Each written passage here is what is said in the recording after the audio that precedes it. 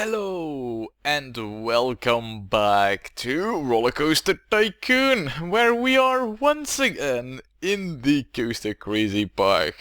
But it's finished, yes, that's true, but we are not finished with it yet. There is still this coaster that needs fixing. Oh, and also, where are the mountains and where is the jungle, right? Yeah, there is some scenery to do, as well as this house. This needs some proper... Well, you know, it needs to look proper, which it doesn't really do right now. So, yeah, there's a lot of things that we need to do. And that is what we are going to do in a nice time-lapse. Now, somebody in the comments did mention a thing about, well, a mechanic in the game that I wasn't really aware of. And not a mechanic like a dude who, you know, inspects rides. No, a true game mechanic. And that is that, say we're building a coaster, you know, and we add special track pieces, like this looping or this hard loop over here, which is just wonderful and lovely. These pieces all add a minimum of intensity rating. So, well, that basically means that, say for example, we have, you know, like a sequence of loops and, well, the train is going through them all at the perfect speeds, you know. Then after an X number, the intensity will be above 10 because of the minimum amount of intensity being added. Now, having said that, what I think is the case over here, and the person in the comments also concluded that, is that we have kind of gone above the amount of special track pieces this coaster can handle. And therefore we now have a too intense coaster with no real faults at G's or speeds or anything really. But yeah, it's just there's too much cool stuff here. It's a shame really. I mean, I would have loved to just keep it as is and tweak some brakes here and there, but no. So to that end, I'm gonna follow up a suggestion made, which was to remove this big underground loop. And I know I don't want to, but yeah, I mean, it's pretty much the only thing in the track that I can safely remove without having to majorly add massive amounts of sections. So there's that, and then hopefully the ratings will be, well, skyrocketing up here and being below 10, so. And of course we also need to build another coaster and scenery, and yeah, there's just a lot that needs doing. So, well, I hope you'll enjoy the music, and I'll be busying myself with finalizing this park. So yeah, let's go!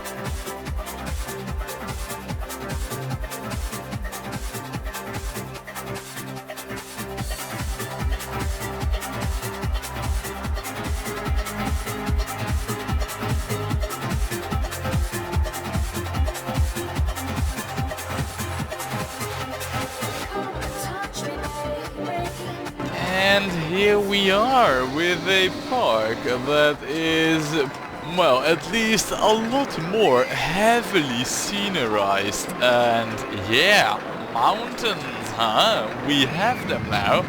And, well, this is for me as well the first time that I look at it, I know everything visible, but I must admit that the supports do ruin it a little bit. Just a small bit. But yeah, the mountains are definitely there. Even though right now, if we turn this off, yeah, the mountains are there. It's just that, yeah, maybe, I don't know really.